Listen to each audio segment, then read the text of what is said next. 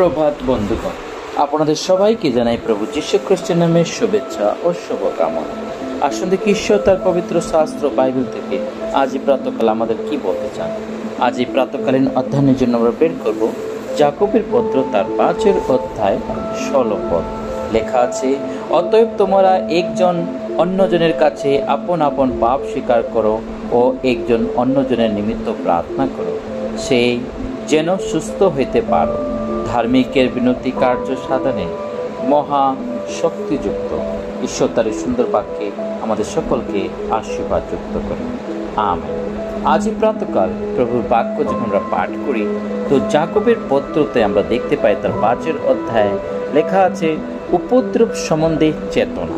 বন্ধুগণ, উপদ্রব সম্বন্ধে চেতনা এবং দীর্ঘ সহিষ্ণুতা ও প্রার্থনার সম্বন্ধে আশ্বাস। প্রার্থনার সম্বন্ধে আশ্বাস। বন্ধুগণ, প্রভুর বাক্যে লেখা আছে, তোমরা একজন অন্যজনের কাছে আপন আপন পাপ স্বীকার করো। আজ আমরা খ্রিস্ট যিশুর সন্তান হওয়ার কারণ আমাদের জীবনে প্রভু আমাদের শিখাইছে যেন আমরা একজন অন্যজনের কাছে আমাদের আপন আপন পাপ যেন স্বীকার করি, এবং সেই একজন অন্যজনের জন্য যখন প্রার্থনা করা হয়, সেই প্রার্থনাতে সুস্থতা লাভ করা যায়, সেই প্রার্থনাতে জীবনে শান্তি প্রাপ্ত করা যায়। বন্ধুগণ, প্রভুর বাক্যে লেখা আছে, ধার্মিকের বিনতি কার্য সাধনে মহা শক্তিযুক্ত। যা ধার্মিকরা যখন প্রার্থনা করে, সেই প্রার্থনা বা বিনতির সেই কার্য সাধনে মহা শক্তিযুক্ত, সেটা খুবই শক্তিশালী।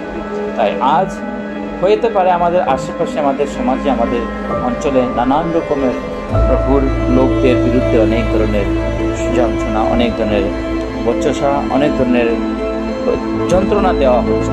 বন্ধুগণ, বিশ্বাস করুন, পবিত্রতার সহকারে ধার্মিকতার জীবনযাপন করে প্রার্থনার মধ্যে জীবন কাটালে পরে ঈশ্বর আমাদের প্রার্থনা শুনবেন, এবং সেই প্রার্থনার মধ্যে এমন শক্তি আছে, মহান শক্তি আছে, এবং সেই শক্তি দ্বারা আমরা সেই সমস্ত অসুবিধাকে, সেই সমস্ত যাতনাকে আমরা সহ্য করতে বা সেটাকে গ্রহণ করতে আমরা উপযুক্ত থাকব।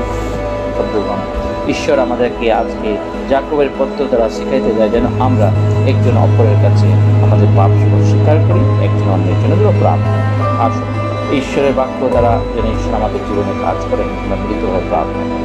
পবিত্র বাহিনীর সদাপ্রভু, তোমার মহান ধন্যবাদ আজকের পবিত্র প্রার্থনার জন্য। আজ প্রার্থনাকে নিয়ে সারাটা দিন তোমাদের সমস্যা, সমস্ত অমঙ্গল দিয়ে আমরা রক্ষা করো। তোমার পবিত্র আত্মা দ্বারা তোমাদের পরিচয়, প্রত্যেকটা পাপ, অন্যায়, অপরাধ সকল ক্ষমা করো। এই ক্ষুদ্র প্রার্থনা গ্রহণ করতাম মুক্তি দান প্রভু যীশু খ্রিস্টের নামে। জয়। আমেন।